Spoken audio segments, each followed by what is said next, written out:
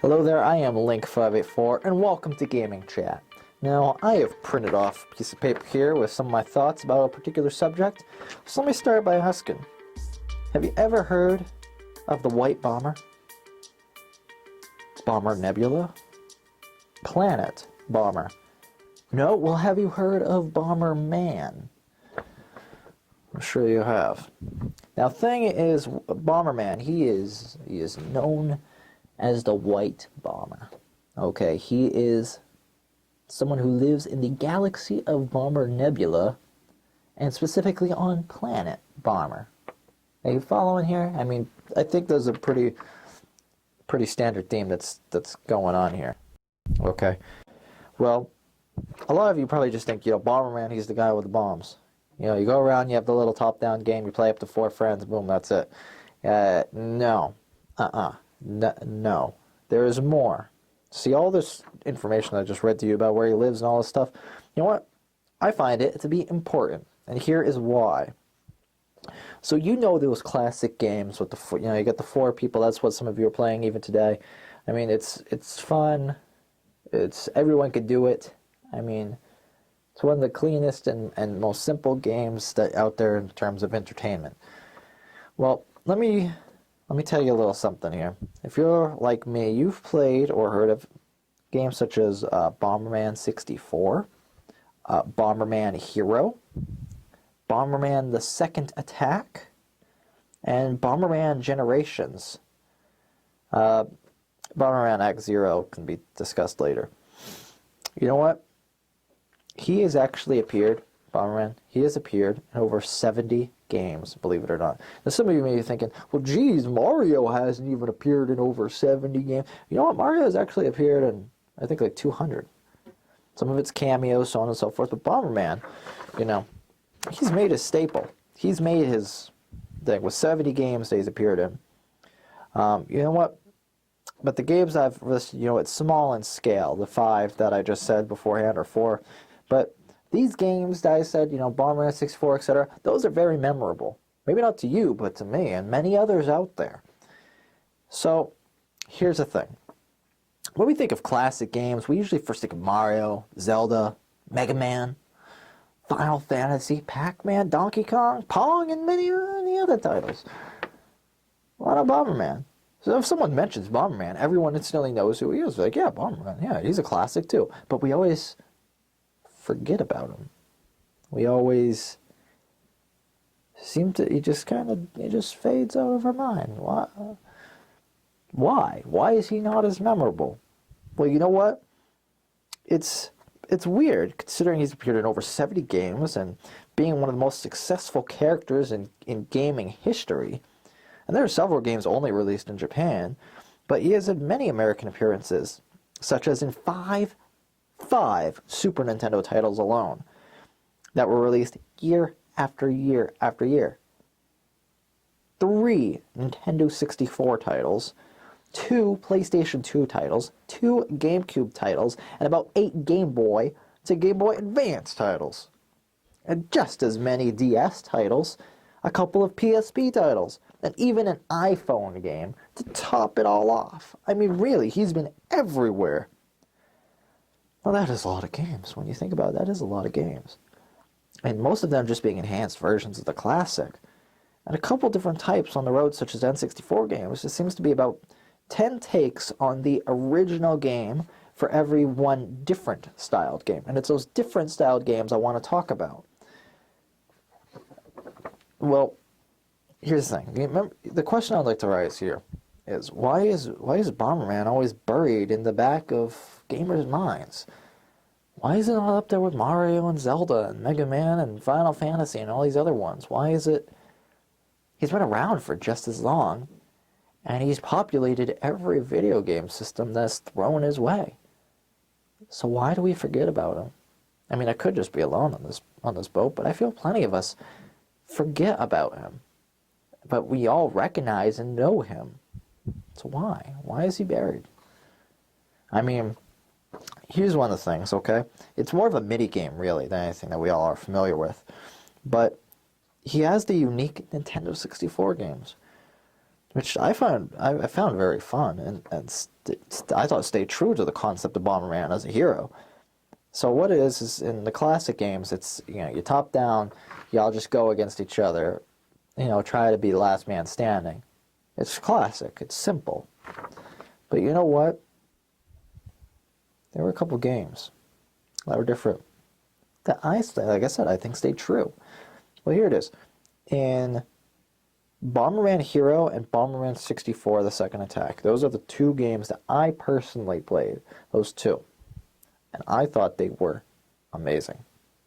They were both radically different from each other, too. But I still think fell within the guidelines of Bomberman. I mean, in Bomberman Hero, you advance from level to level within worlds, and at the end of the level, you are given a score of 1 to 5 on how well you did. How much crap did you blow up? Did you take out all the enemies? Did you find all the secret power-ups? I mean, it was great. It was simple. You go from level to level, Bomberman, he can run around kind of like Mario, jumps, he throws bombs, you get power-ups, make bigger explosions. I mean, really, it's a lot of fun. And you collect some items along the way and find some secret paths, and boom, you get graded on that. You get everything, you get a 5. So you felt like the need to get the 5 was there because it was such a small scale, and you're like, I gotta get the 5. I gotta get the 5. You just had a craving to go back and do it, to improve on these simple levels. Well, you know what? That was a lot of fun. And it stayed true. He actually had all these different transformations. You had some levels where you had a jetpack. You had some where you went underwater in like a little submarine thing. I mean, it was all over the place, but it all felt like Bomberman. It was weird. Like, they got to explore the world three-dimensionally, and it worked. It was great.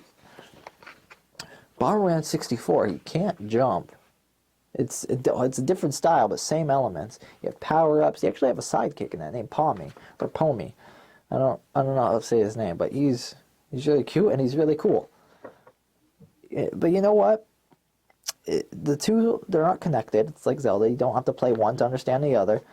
I mean, heck, the Second Attack, it does reference, the first Bomberman 64, which is not Bomberman Hero, but you know what? It doesn't matter. It doesn't matter at all. It just enhances on what was already there. And it's a puzzle-solving game, sort of. You got puzzles to solve, you got enemies to kill, bosses to fight, you got it all. I mean, really. So I'm looking at this. You got a few massive worlds to play in, sort of like the dungeons in Zelda. Each world is kind of like a dungeon. That's really what it is. You go to all these different places, and they're just like one big dungeon ready to be solved. It's pretty great. And you get new types of bombs. You have ice bombs, fire bombs, wind bombs, and they're all used creatively. I mean, they just came up with all these great features that were extremely welcomed and very well played out. So,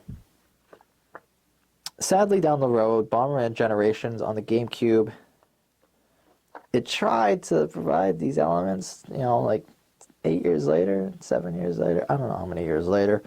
It was on the GameCube, could have been 2 years later for all I know, but in the end, it was an okay game that not everyone agreed with. It didn't feel as firm in this title, but it'd be fun for kids to get into it. But as a Bomberman fan, I had these 2-3 other titles that were different that I liked, and this 3D one did not work out as well. You know what? In Bomberman Act Zero, that was tried to be a redesign of Bomberman. That did not work at all. That was a complete failure. It was not Bomberman. It's like, we don't even acknowledge it. It's like the CDI games for Zelda. We don't talk about Bomberman Act Zero. We don't. That's not a Bomberman game. That's not. So, you know what? It's been a few years now. It's been a few years. Really, what more can I say other than, when is Bomberman going back to his 3D? His roots are not there. But I had a lot of fun playing his 3D games. So where are they? After the failure of the one, it's been a real few years. It's kind of like people wondering about Sonic and when his return is and all this other stuff and blah, blah, blah. But you know what? Bomberman, he's doing great. He's still doing wonderful. But as far as the 3D titles go, when is he coming back? I miss him. I miss my adventures with him. Because that was a real story. It was a real adventure, and we got to see a different side. I never thought we would ever see. I mean, none of it's really pertinent, I mean, to, you know, my everyday life, but I'm curious. Where's the white bomber in that 3D glory? I thought he was a lot of fun. I'd just like to go on one more adventure with him. So anyway, I'm going to fade out here in a second, and behind me is going to be the wall of discussion.